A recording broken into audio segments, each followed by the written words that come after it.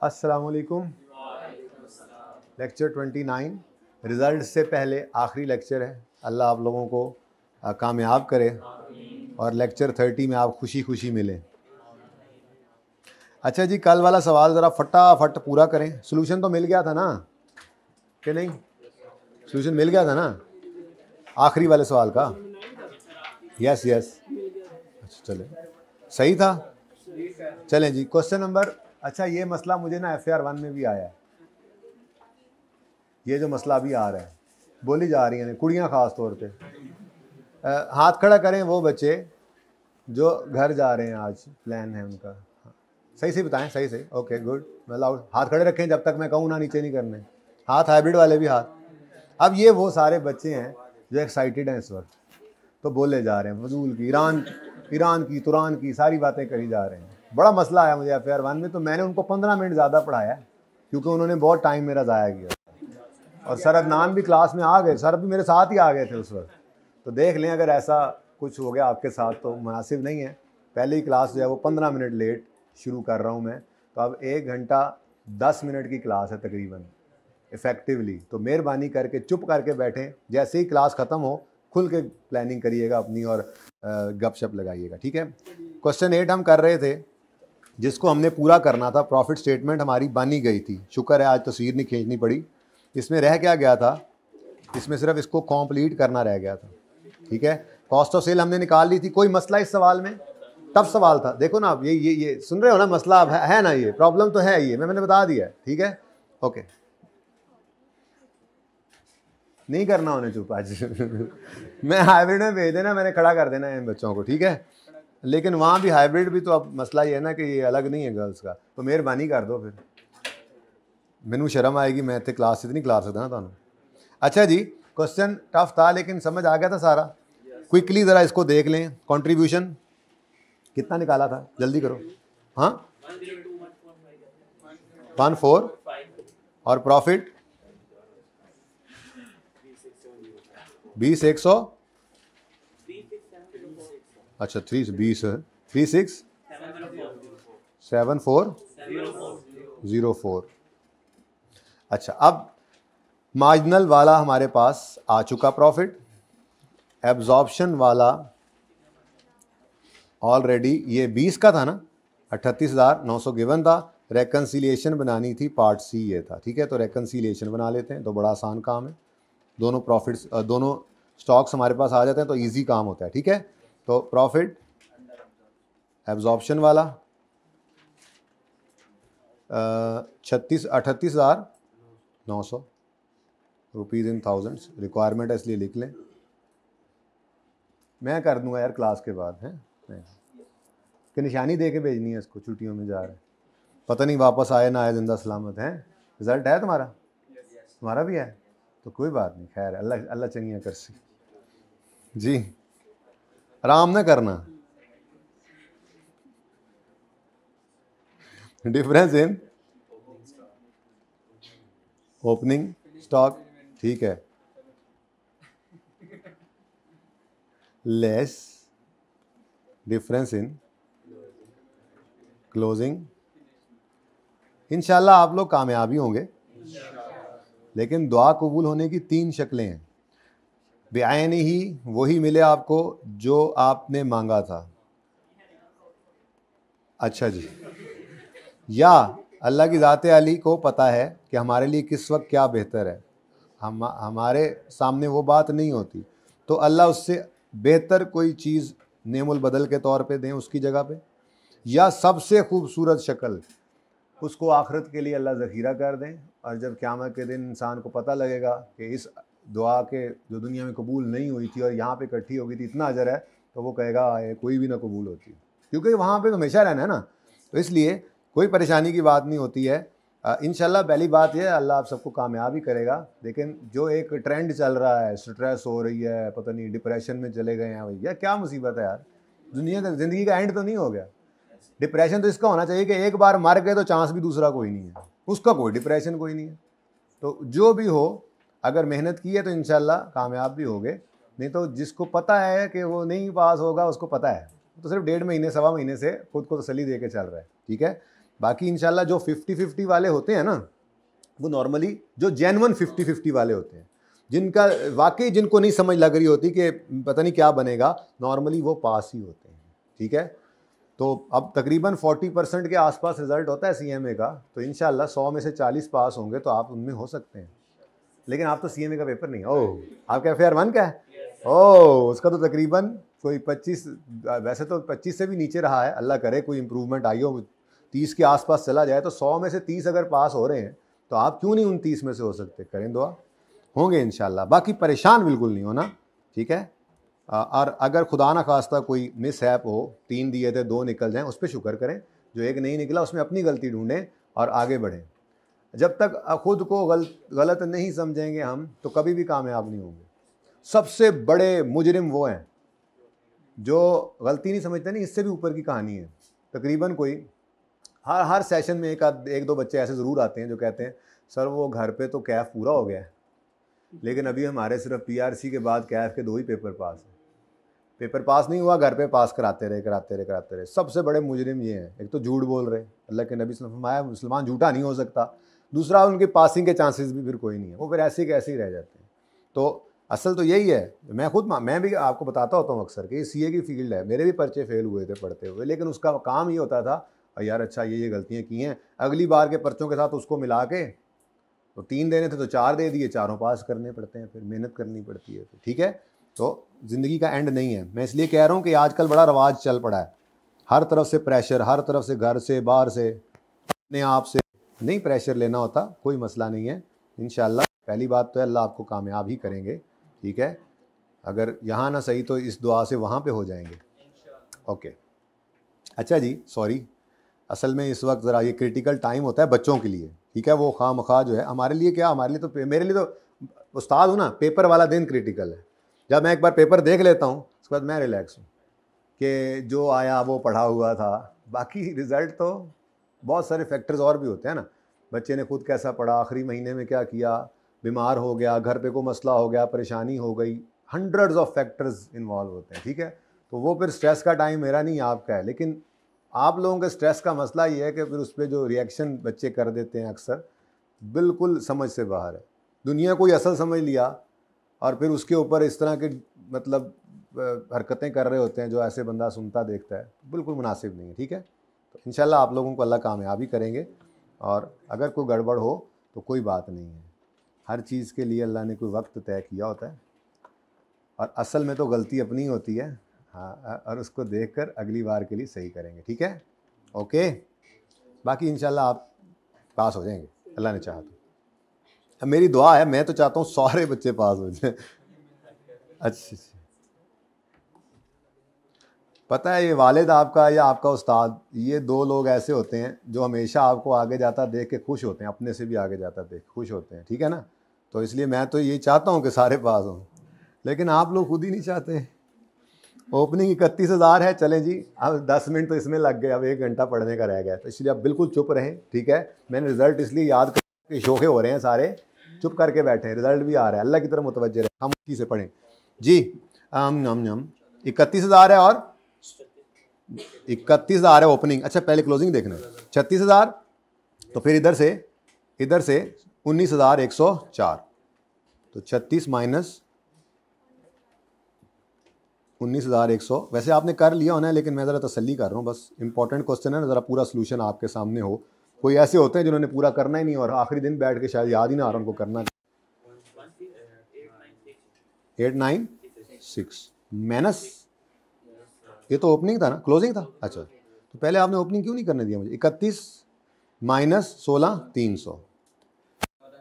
अच्छा मैं ये लिख लूँ, 31,000 माइनस 16,300। अब बोलो 14,700, और बोले आंसर। टिच टैली हो गया। चले, ओके जी,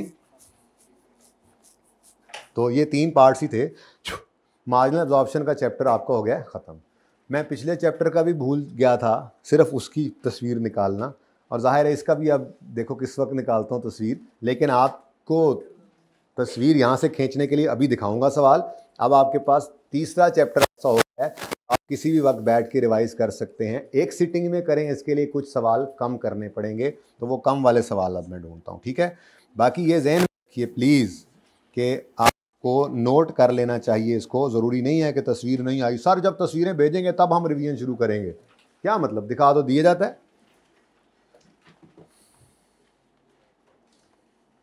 यहीं पे था मेरे ख्याल से, हाँ, बल्कि 1 मिनट, इसमें कोई सवाल मैंने और ना डाला, वो वर्ड वाला ही खोलते हैं, उसको चेंज कर लेंगे।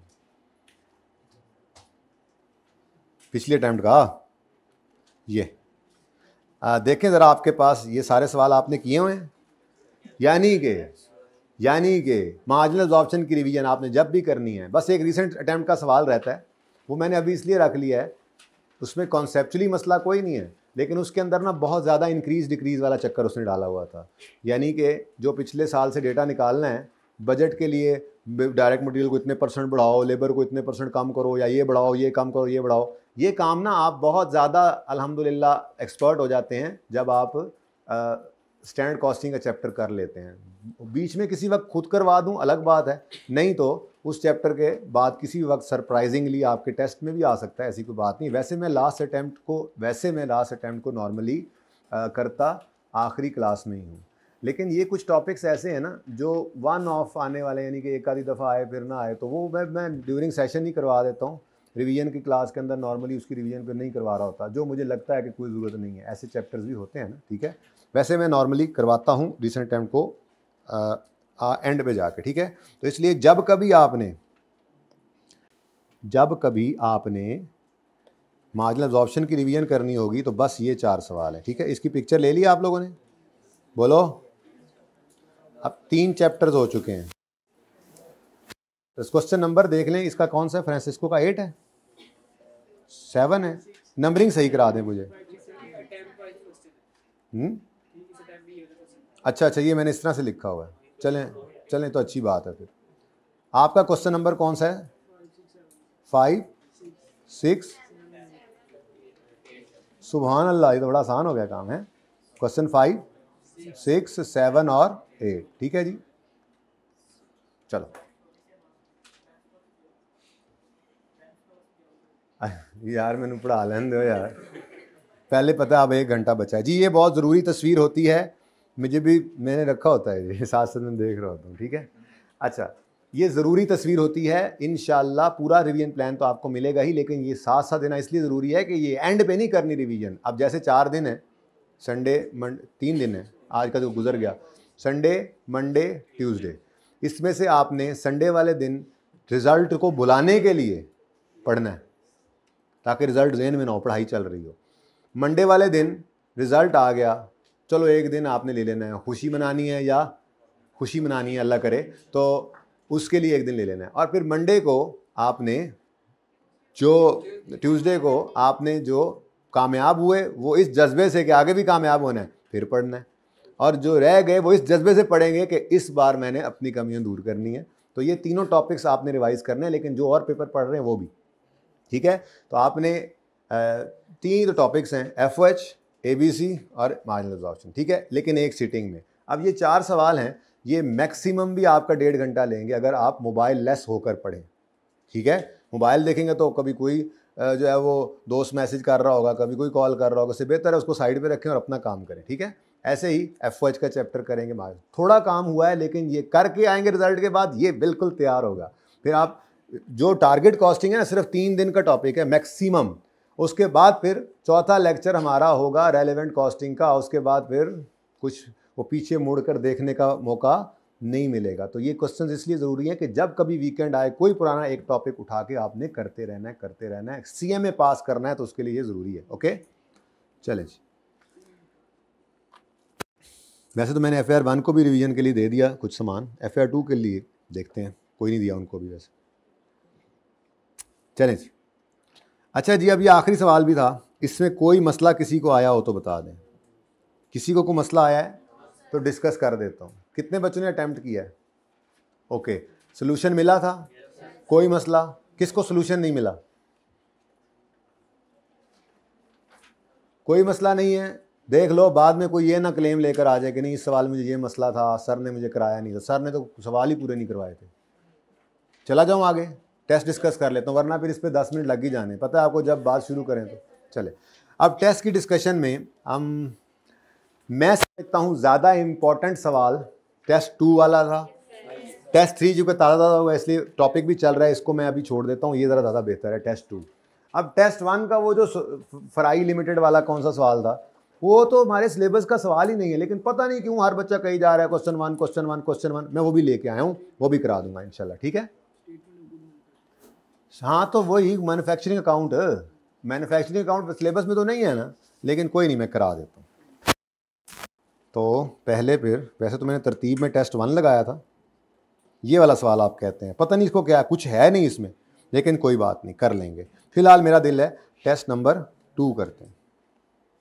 अजीब सवाल था ये, अजीब सवाल था ये। हमने FOH भी कर लिया था, ABC भी कर लिया था, समझ नहीं आई थी कि ये कौन सा है, ये को मिक्सचर सही था। कोई नहीं, अल्लाह मालिक है, करना शुरू करते हैं सवाल, देखते हैं कहाँ पहुँचते हैं। सवाल पढ़ें। Determine, good luck, good luck तो होता ही है मेरे हर टेस्ट में, पता ही है आपको।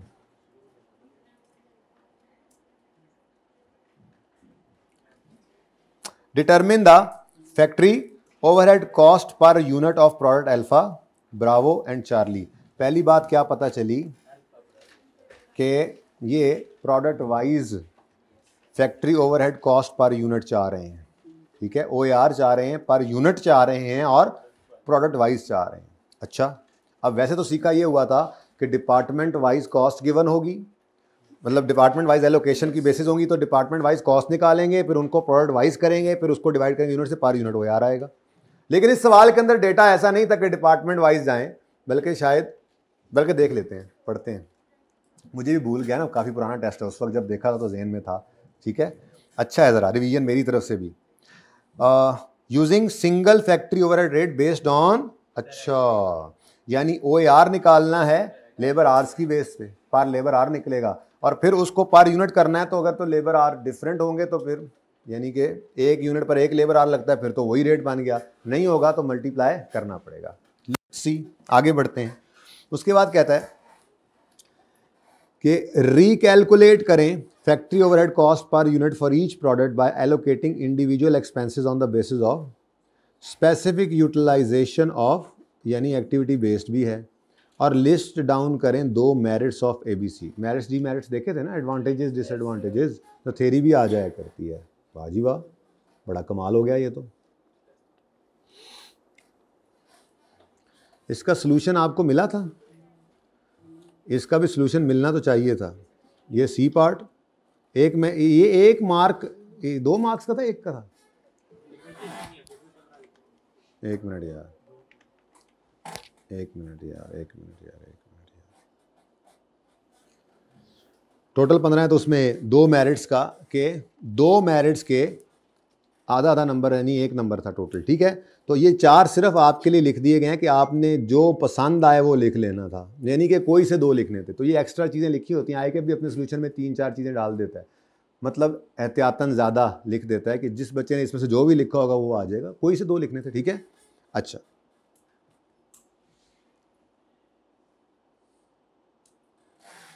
चलो यार, मेरे ख्याल में single FOH rate, single OAR चाहिए आपको, ये तो वेरी सिंपल। और उसके बाद ये ABC कॉस्टिंग ना, ये मेरे भाई TA ने आप लोगों के ऊपर शफकत की और ये लिख दिया था। ओरिजिनली ये लिखा हुआ नहीं था, मैं उस वक्त मेरी नज़र नहीं पड़ी, वरना मैं ना लिखने देता, मैं आप लोगों को परेशान होने देता और आप लोगों को छोड़ता कि आप करते क्या हैं उसमें। तो आपको लिंक मिल गया कि चलो इस तरह से चलते थे, तो थोड़ा बहुत आपने चल लिया होगा। चलें खैर, सवाल पढ़ते हैं। सिंगल OAR निकालना है, और सिंगल में मैं कोई इतना इंटरेस्टेड नहीं हूँ। जहाँ पे मुझे टोटल FOH नज़र आ गए वहाँ पे मैं उसको ज़बानी कलामी बता दूंगा और फिर निकाल लेंगे। फ़िलहाल तो मैं B पार्ट की तरफ ही जा रहा हूँ। अगर आप सोल्यूशन पे गौर फरमाएं तो सिर्फ 2 मार्क्स हैं इसके सिंगल OAR के, बाकी ज़्यादा मार्क्स कहाँ पड़े, 2 कर लो, साथ ये वर्किंग भी हैं 2, ठीक है। तो 3 मार्क्स इसके ऊपर हैं, बाकी सारे मार्क्स जो हैं वो इधर ही पड़े हैं, ठीक है। हर स्टेप पे मार्क्स मौजूद होते हैं, ठीक है। अब जितने उनके पास मार्क्स थे उन्होंने उस हिसाब से बांट लिए। अब पता नहीं ये कैसे करेंगे ये कैसे करेंगे कि इन 3 को 0.5 कैसे बांटेंगे, ये अब इनको पता होगा। ठीक है, ऐसे ही है, ऐसे ही होता है बस। ठीक है, 0.5 में से 3 हिस्से करो तो जो बचता है बस वही है। तीनों सही हैं तो ठीक है, 0.5 मिल जाएगा, नहीं तो एक एक नंबर कटता जाएगा, आधा आधा, पौना पौना, सवा सवा, कुछ भी। ठीक है, तो पहले फिर यही कर लें ताकि ये सबसे पहले हो जाए। एथी पेयर अवे यार। ओके, सवाल पढ़ लें यार अब तो। AE produces 3 products, alpha, bravo and Charlie.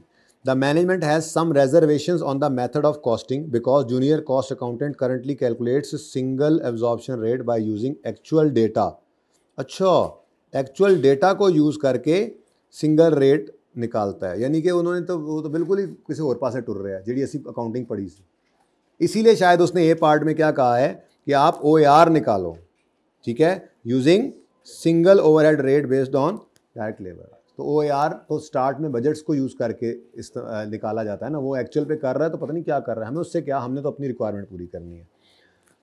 Consequently ये क्या, द सीनियर कॉस्ट, अच्छा द सीनियर कॉस्ट अकाउंटेंट यानी आप हैज़ रिव्यूड, जब कर लेंगे इंशाल्लाह आप कॉस्ट अकाउंटेंट सीनियर बन जाएंगे किसी ऑर्गेनाइजेशन में जाके। इतनी को कॉस्ट तो यहाँ पे सीख ही लेंगे आप, बाकी मजीद आगे जाके फाइनल के अंदर, MFA के अंदर, BFD के अंदर चीज़ें और सीखते जाएंगे, आपका नॉलेज बढ़ता जाएगा, तो फिर आप सीनियर कॉस्ट अकाउंटेंट बन जाएंगे। Has reviewed the records and gathered following information. Cost incurred during latest, latest क्या होता है, मतलब गुजर चुका है जो, लास्ट, वर एज फॉलोज। तो ये क्या है, प्रीवियस कॉस्ट है। ओके, अब इनकी बेस पे शायद बजट्स चलेंगे हमारे। अच्छा, डायरेक्ट मटेरियल कॉस्ट है, डायरेक्ट लेबर कॉस्ट है, इनडायरेक्ट वेजेस हैं, machine maintenance, store, quality control, cleaning and related. यानी उन्होंने कॉस्ट वैसे ही तकरीबन बांट के दे दी, लेकिन अब पता नहीं वो पता नहीं कब क्या करता है, आगे जाके देखते हैं किस तरह से उसने हमें जो है वो डेटा दिया हुआ है, हमने क्या करना है उसके साथ। ये ABC पता नहीं कैसे लगाएंगे, मुझे तो नहीं लगता कहीं ABC लगता नज़र आ रहा है। फ्यूल एंड पावर है, depreciation on plant and machinery है, insurance on plant and machinery है, इंश्योरेंस ऑन बिल्डिंग है, स्टोर स्पेयर्स हैं, और रेंट रेट एंड टैक्सेस हैं। बड़ा अजीब सवाल है, बड़ा अजीब सवाल है। The production report of latest year depicts the following information.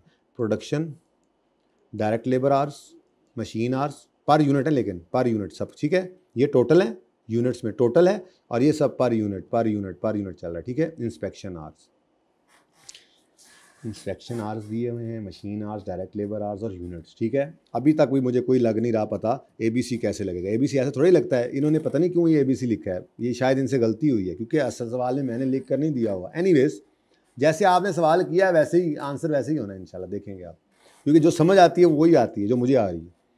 Okay, next, other relevant details are as follows. Factory space utilization आ रही है, प्रोडक्ट वाइज गिवन है, alpha, bravo, Charlie. Good. Activity based बन ही जाएगा फिर तो, अल्फा, ब्रावो, चार्ली। लेकिन अब देखना ये है कि ऊपर कुछ खर्चे बड़े अजीब से आ रहे हैं, बहुत अजीब सवाल लग रहा है। फैक्ट्री स्पेस यूटिलाइजेशन, ये आप पर्चे में सोच रहे होते हैं बैठे हुए ना। उसके बाद फैक्ट्री की मशीनरी की कॉस्ट है, स्टोर कंजम्पशन, स्टोर्स क्या होते हैं जी, स्टोर्स ये जो स्पेयर पार्ट्स वगैरह यूज़ हो रहे होते हैं, स्टोर के आइटम्स होते हैं छोटे मोटे, जिससे फैक्ट्री चल रही होती है ना, तो कंज्यूमेबल्स जो होते हैं वहाँ पे यूज़ हो रहे हैं। और number of units inspected given है। The rate of depreciation of plant is 10% per annum. चुप है तो स्ट्रेट लाइन मेथड। ठीक है, अब B पार्ट हम कर रहे हैं, तो सबसे पहले आपने FY डिस्ट्रीब्यूशन शीट को बना लेना है प्रोडक्ट वाइज। ठीक है, और product alpha, product Bravo, product Charlie. ये क्या चक्कर है, सवाल चेंज हो गया चले कोई बात नहीं, ठीक है, आ जाएं। Let me start this. B part में पहले कर रहा हूँ, प्रोडक्ट वाइज, टेस्ट नंबर 2 का क्वेश्चन नंबर 1। ठीक है, B part product wise FH distribution sheet हम बना लेते हैं।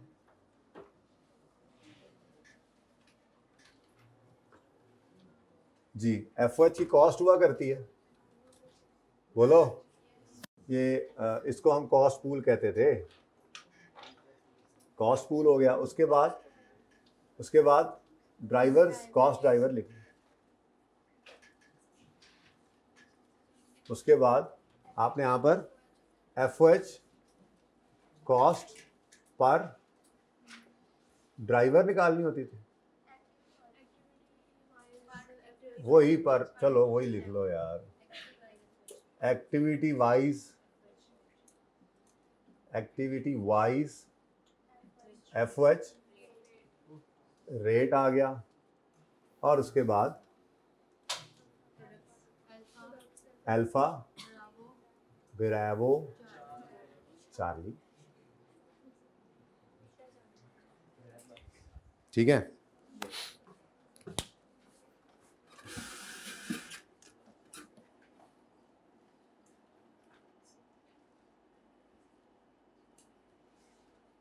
चलें। अच्छा जी, अब कॉस्ट पूल्स आपको कौन कौन से नज़र आ रहे हैं? कॉस्ट पूल्स कौन कौन से नज़र आ रहे हैं? डायरेक्ट मटेरियल ओवरहेड है, डायरेक्ट लेबर, इनडायरेक्ट वेजेस हैं। लेकिन इनडायरेक्ट वेजेस उसने आपको machine maintenance, store, quality control और क्लीनिंग एंड रिलेटेड सर्विसेज की दे दी है। ठीक है, करना क्या चाह रहा है वो? अल्फा ब्रावो चार्ली पे आए तो कैसे आए?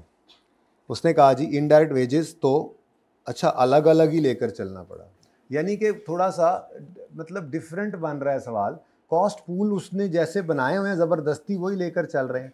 हमें आदत थी कि हमने मेंटेनेंस का एक पूल बनाया, इंस्पेक्शन का एक पूल बनाया, वो भी मिल जाएंगे। लेकिन अब इनडायरेक्ट वेजेस ऑलरेडी उसने 4 चीज़ों की बनाकर दे दी। हालांकि उसको इकट्ठा करके कोई एक बेस बना देता, वो कुछ इस तरह से हम उसका वो ड्राइवर निकाल लेते। तो क्या कर सकते हैं, कुछ हो नहीं सकता। ठीक है, तो चलें। मशीन मेंटेनेंस है तो इसके लिए बेस मुनासिब क्या लग रही है आपको? Machine maintenance. पहली बात, मेंटेनेंस आवर्स होते हैं, मेंटेनेंस आवर्स नहीं है तो मशीन आवर्स को यूज़ कर लेंगे। चलो सही है, इसको यहाँ पे छोटा छोटा लिखते चले जाते हैं। Machine hours. स्टोर्स के लिए स्टोर कंजम्पशन गिवन थी,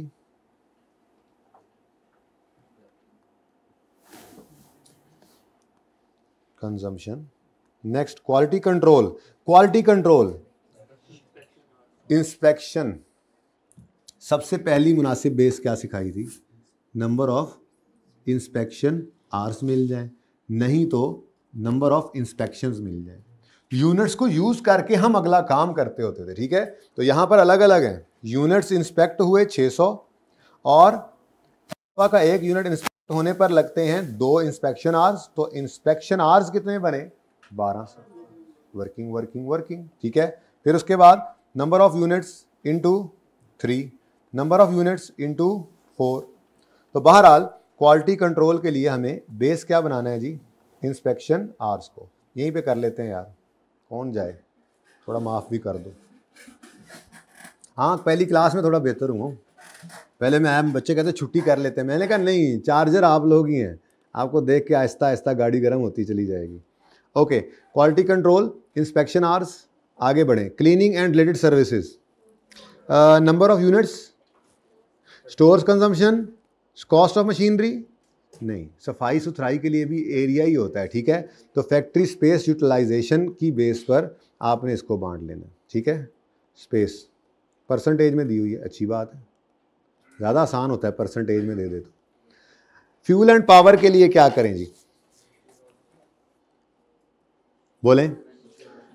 असल में फ्यूल एंड पावर की सही बेस नंबर 1 प्रेफरेंस क्या है? यानी मिक्सचर सा सवाल है। ठीक है ना, दोनों बातें, दोनों टॉपिक्स इसके अंदर टेस्ट हो रहे हैं। ठीक है, खैर फ्यूल एंड पावर के लिए पहली बेस मुनासिब है किलोवाट आवर, ना हो तो मशीन आवर्स यूज। हाँ, हार्स पावर मिल जाए तो वो भी ना हो तो फिर ना हमारे पास यहाँ पे किलोवाट आवर्स है, ना हमारे पास यहाँ पर आवर्स वो हार्स पावर है, तो फिर क्या करें इसको? मशीन आवर्स की बेस पर। डेप्रिसिएशन के लिए गिवन है कॉस्ट, यस कॉस्ट, अच्छी बात है। इंश्योरेंस ऑन प्लांट, बेहतरीन, cost. Insurance on building, building की कॉस्ट होती तो वो यूज करते, बिल्डिंग की कॉस्ट नहीं है तो फिर अल्टीमेटली स्पेस यूटिलाइजेशन पे ही जाएंगे। ठीक है, स्टोर स्पेयर्स के लिए जी जैसे ऊपर करके आए हैं बोले हैं, स्टोर कंजम्पशन गिवन है ना, तो स्टोर स्पेयर्स की जो कॉस्ट है, जितना अल्फा, जैसे मैंने कहा था आपको वेयर हाउस की कॉस्ट के लिए असूल यही था ना कि अगर कुछ ना मिलो, देखना तो ये है कि जो ज़्यादा इस्तेमाल कर रहा है रॉ मटेरियल को, जितनी रिक्वेस्ट ज़्यादा भेज रहा है, वो ज़्यादा इस्तेमाल कर रहा है तो कॉस्ट ज़्यादा स्टोर की उसको चार्ज हो, उसके ये वेयर हाउस की रॉ मटेरियल के। तो स्टोर भी वैसे ही है, जितनी स्टोर की सर्विसेज समझें अल्फ़ा ने ली हैं, ज़्यादा ली हैं, तो अल्फ़ा को ज़्यादा कॉस्ट चार्ज होनी चाहिए। तो अल्फ़ा ब्रावो चार्ली ने स्टोर की कंजम्पशन के हिसाब से ही अपनी ऊपर इस कॉस्ट को चार्ज करवाना है, ठीक है ना। कंजम्पशन कैसे गिवन है, रुपीज़ में गिवन है। लो जी, अल्फ़ा ने 720 अल्फ़ा ने 720 रुपये की कॉस्ट जो है वो स्टोर की ऊपर, जो स्टोर की चीज़ें इस्तेमाल की हैं, ब्रावो ने 270 और चार्ली ने, तो फिर जिसने ज़्यादा की उसको कॉस्ट ज़्यादा जानी चाहिए, 1000 में है ये। ओके, सही है, तो आसान लग रहा है अब एकदम से। रेंट रेट के लिए भी स्पेस, ठीक है। अब ज़रा देख लें ये जो हमने लिखा है ऐसे, मशीन आवर्स वो अलग बात है कि निकालने पड़ेंगे। फिर नेक्स्ट क्या है जी, स्टोर कंजम्पशन।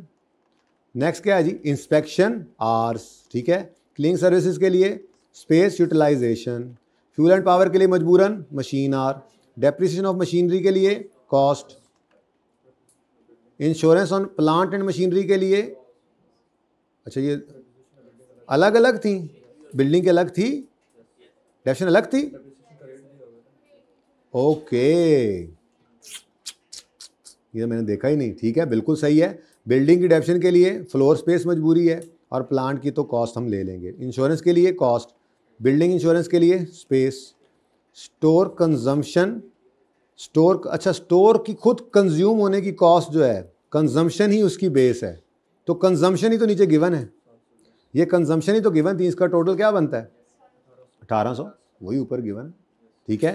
और उसके बाद फ्लोर स्पेस रेंट के लिए, ठीक है। तो ज़रा कैलकुलेटर कर लें, ज़रा समझ आती है तो नहीं, पहले ज़रा दो चीज़ें निकाल लें, सिर्फ दो चीज़ें निकाल के देनी है मैंने आपको। सबसे पहले इंस्पेक्शन आवर्स निकालते हैं, ठीक है, प्रोडक्ट वाइज इंस्पेक्शन आवर्स, यहाँ वर्किंग कर लेते हैं। वर्किंग 1, पता नहीं वर्किंग का क्या नंबर था सोल्यूशन में, इंस्पेक्शन आवर्स का वही लिख लेना ताकि आप बाद में फिर मैच कर लें। वर्किंग 3, पता नहीं 1 केड़ी है, यही होगी। तो वर्किंग 3 क्या मैं निकालना चाह रहा हूँ जी, इंस्पेक्शन आवर्स। प्रोडक्ट वाइज चाहिए ना, याद है आपको मैंने जब आपको सिखाया था शुरू के अंदर, तो ये वर्किंग ऐसे एक अपनी एग्जांपल बना के दिखाई थी, याद है, अल्फ़ा बीटा नहीं अल्फ़ा ब्रावो चार्ली, ठीक है। अब इंस्पेक्शन आवर्स पर यूनिट भी गिवन है और इंस्पेक्टेड यूनिट्स भी गिवन है, तो पकड़ो ज़रा हाईलाइट करके, कितने गए यूनिट्स, ये तो ये पढ़े हैं, number of units inspected into 1 2 3, ठीक है जी। तो डायरेक्ट ही लिख देते हैं, क्या ख्याल है। इंस्पेक्शन आवर्स निकालने हैं तो आपने कहना है जी कितने यूनिट्स, आप अब यहाँ पे नहीं लिखा हुआ थाउजेंड्स में है कि आपको 6 लाख यूनिट्स इंस्पेक्ट हो गए, ज़रूरी बात है। अच्छा करते हैं ना, वो कहा है तो मैं वो काम करते हैं क्लास के बाद, ठीक है। अच्छा 600 यूनिट्स इंस्पेक्ट हुए और हर यूनिट के ऊपर 2 आवर्स लगते हैं, तो आप यूँ लिख लें, यहाँ पे फॉर्मूला ना, फॉर्मूला जनरलाइज करके लिख लें, क्या लिखेंगे, inspected units into inspection hours per unit, ठीक है जी। अब ये जनरल फॉर्मूला लिख लिया, अब ज़िंदगी आसान होगी, ठीक है जी। अब कैलकुलेटर करते जाएं, 600 इंटू 200, ये अब इंस्पेक्शन आवर्स हैं, ओके, यहाँ पे लिखा हुआ है आवर्स। फिर 400 इंटू 300, आसान है सवाल, यानी कि 12, फिर इसका 1200, तीसरा 1350 इंटू 4, और साथ ही एक टोटल भी रख लें ताकि कैलकुलेशन के लिए ज़रूरत पड़नी है आपको तो वो भी हो जाए जी। डन जी। यानी सवाल देख के तो कोई समझ नहीं आ रही थी, लेकिन अल्लाह का नाम लेके चल पड़े तो चीज़ें समझ आने लगी ना, ठीक है। अभी किसी तरह से सवाल आएगा और ज़िंदगी रही तो जब आप पेपर देकर आएंगे, ठीक है ना। तो जो सवाल आएगा उसमें क्योंकि आपको मैंने रिवीजन का इसके भी क्वेश्चन दे दिया, 3 चैप्टर आपने रिवाइज करके आने हैं, एफ का और मार्जिनल अब्जॉर्प्शन का। तो इंशाल्लाह नेक्स्ट टेस्ट के अंदर 2 सवालों वाला टेस्ट होगा, जिसमें से एक सवाल FOH या ABC में से आएगा, दूसरा सवाल जो है वो आपका मार्जिनल एब्जॉर्प्शन से आएगा, एक्सपेक्ट कीजिएगा, ठीक है। दोनों ही आएंगे, एक भी आ सकता है, सरप्राइज तो सरप्राइज होता है, आई कैप कोई टॉपिक छोड़ भी देता है और कोई छोड़ा हुआ टॉपिक ले भी आता है, ठीक है। आप तैयार पूरा होके आइएगा, ओके। अच्छा जी, इंस्पेक्शन आवर्स आ गए। उसके बाद दूसरी वर्किंग का नंबर कहाँ पे डाला हुआ है उसने, ये मशीन आवर्स वर्किंग 2 का है। चलो, लोगों की वर्किंग 2 पहले होंगी है, साड़ी वर्किंग 3 पहले से। मशीन आवर्स बिल्कुल सिंपल, बिल्कुल सिंपल। अल्फ़ा, ब्रावो, चार्ली, मैं ABC लिखूंगा, भाई मेरी वर्किंग है, मैं ये लिख लूँगा, काम चलाना है। वर्किंग में तो कोई मजबूरी नहीं है ना, मेन सवाल के अंदर आपने लिख लेना, बस वर्किंग के अंदर चलेगा। ये तो अपनी सहूलत के लिए लिख रहे हैं ये नाम वगैरह ABC वगैरह जी। ओहो, सवाल इतने पे। अब पकड़ो जी, मशीन आवर्स कहाँ पे थे, कहीं से ढूंढ के बताओ। पर यूनिट गिवन है, पर यूनिट गिवन है, यूनिट्स कहाँ पे, यूनिट्स तो गिवन ही नहीं है। ये वाले, ये मुक गया काम। तो अब कैसे निकालेंगे मशीन, देखो ना 12,000 अल्फ़ा बने हैं और हर अल्फ़े पर 6 घंटे लगते हैं, तो मशीनें टोटल कितना चली अल्फ़े के लिए, टोटल कितना चली बीटे के लिए, टोटल कितना चली चार्ली के लिए, बीटा नहीं था ब्रावो था, ठीक है ना। तो आप ये फॉर्मूला भी जनरल करके लिख लो। मशीन यार मैं समझता हूँ कि सवाल की दूसरी तरफ ओपन किया हुआ है, सवाल के साथ तो वो तो सोल्यूशन है, सवाल के साथ हमने ओपन किया। तो हमें मशीन आवर्स चाहिए टोटल, ठीक है, मशीन आवर्स टोटल चाहिए। अब क्या करेंगे जी,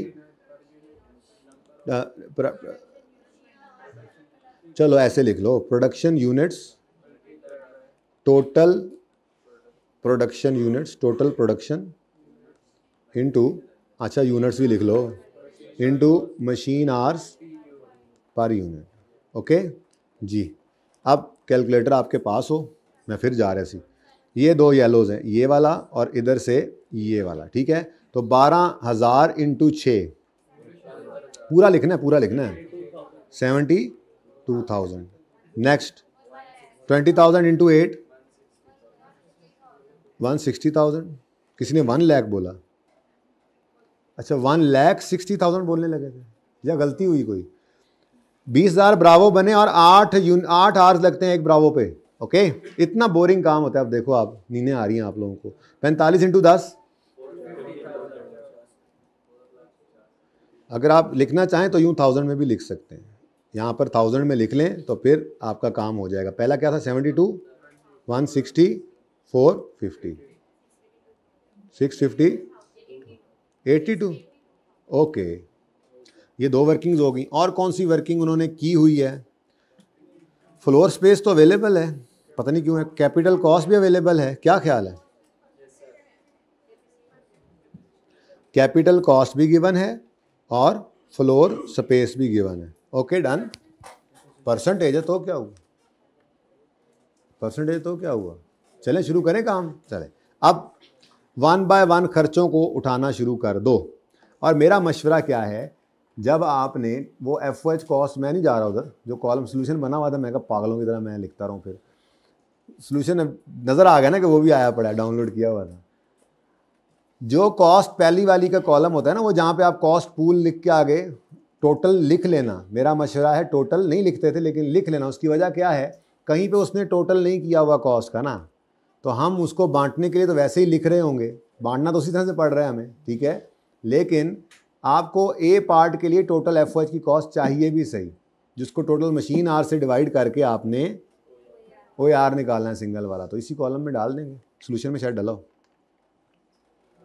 हुआ है, चले ये डला हुआ, वैसे ABC में हम डालते नहीं थे, वर्किंग है ना अपनी, ठीक है। तो अगर नहीं करेंगे तो कोई बात नहीं, फिर एंड पे टोटल कर लेना एक ब्रैकेट में डाल के सारे, लेकिन इतना टाइम कौन लगाए, ठीक है। आप 1000 में सवाल करिएगा, ओके। ये तो फुल फिगर में लिखा हुआ है। अब ये सारी कॉस्ट हैं, FOH वाली लेनी है हमने।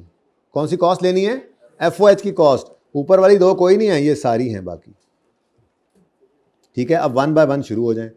6 लाख मेंटेनेंस, 600 लिखो ना, 600 लिखो, कैलकुलेटर निकालो ताकि फिर बस एक बार ही करें।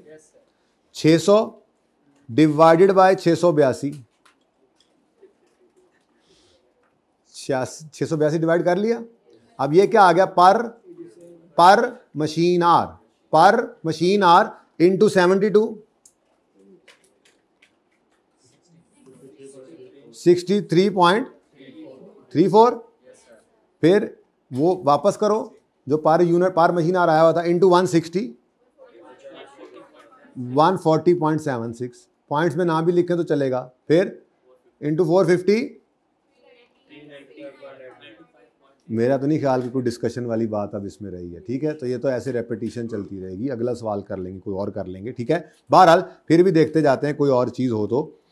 एक डेप्रीसिएशन है, वो निकालना सीख लेनी चाहिए, वो थोड़ा टेक्निकल काम था, ठीक है।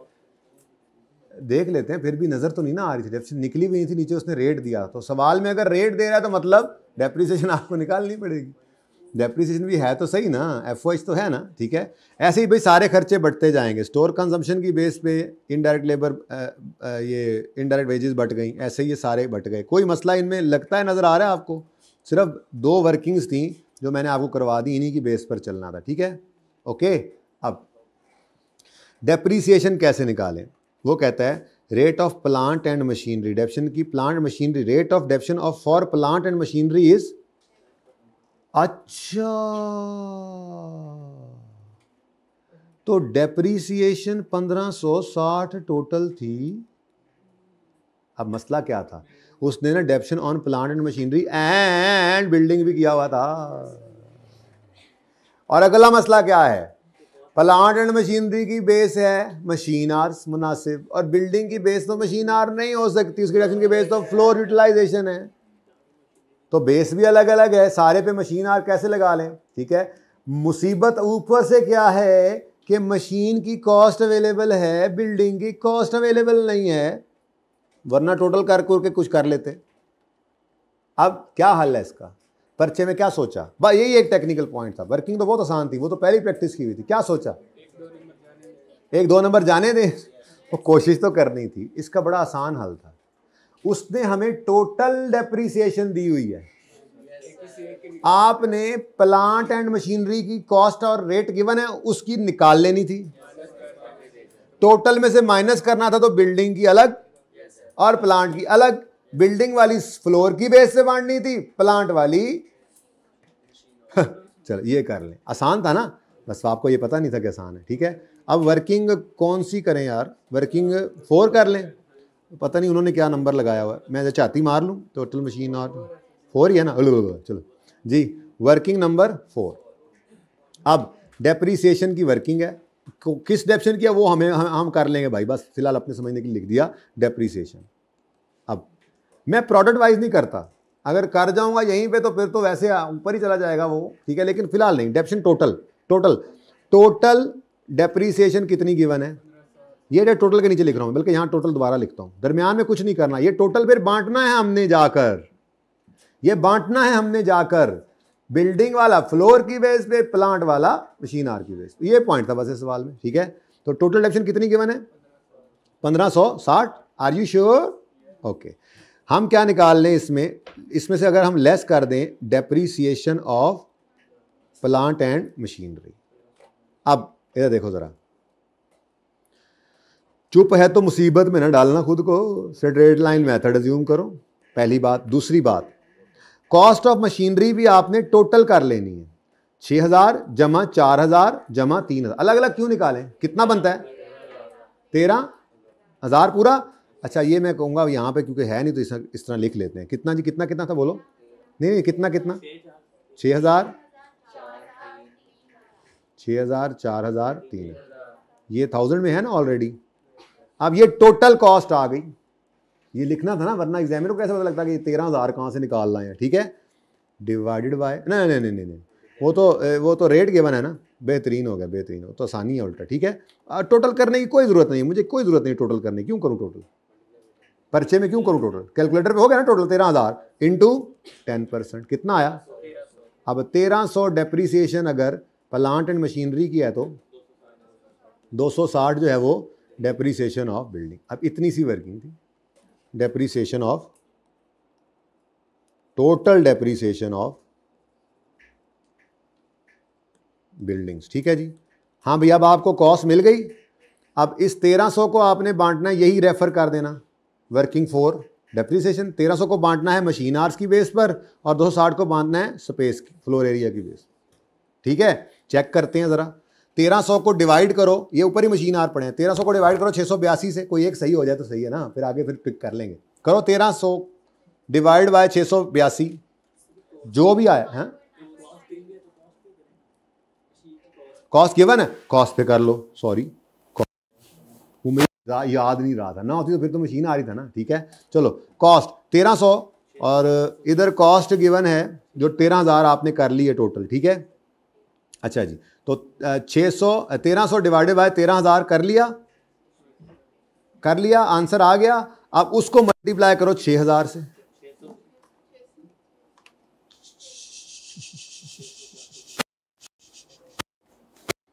600 डन, लग गया ना, हम टिक कर लिए। नेक्स्ट वापस करो, जो आंसर था उसी पे लाओ, इंटू 4,000 करो, फिर इंटू 3,000 करो, यानी ऐसे हो गया ना, सही हो गया काम। अब मतलब ये 1300 इस्तेमाल हुआ है, ये 1300 कहाँ निकाला आपने, वर्किंग 4 में रेफर कर दिया आपने। फिर डेप्रिसिएशन 260 ही निकली है हमारी भी, शुक्र है, ये 260 है, ये भी वर्किंग 4 से आ गई। अब इसकी बेस क्या है, इसकी बेस तो सीधी सीधी गिवन है परसेंटेजेस में ऑलरेडी, इंटू 40 इंटू 35 इंटू 25 करो, इंटू 40, डन हो गया। इसके अलावा और कुछ भी इसमें मसले वाली बात नहीं थी। ठीक है, यहां से आप चले, चलो अब देख लें, वहां से एंड कर लें। तो टोटल FOH निकल आए, ओके, उसके बाद प्रोडक्शन यूनिट से डिवाइड कर दो और ये आपके FOH पर यूनिट आ गए, डन हो गया, सही है। नीचे क्या है, सिर्फ वर्किंग्स। सी पार्ट वैसे ही आपको बताया, थ्योरेटिकल है, आपके से नोट्स में भी था। इतने सारे नोट कर छड़े ने, फिर भी नहीं पढ़ते किताब। फिर ICAP की मैं भी रेफर कर देता हूँ, for theory please refer ICAP book, फिर देख के बस डर के हट जाया करेंगे। इतना सा काम निकाला हुआ है, वो तो पढ़ लो, वो थेरी होती है जो आने वाली होती है। ठीक है, तो सी पार्ट आपने देख लेना है। अब A पार्ट की तरफ आते हैं, ज़रा पार्ट 2 शुरू करना है भाई ने, जल्दी करें।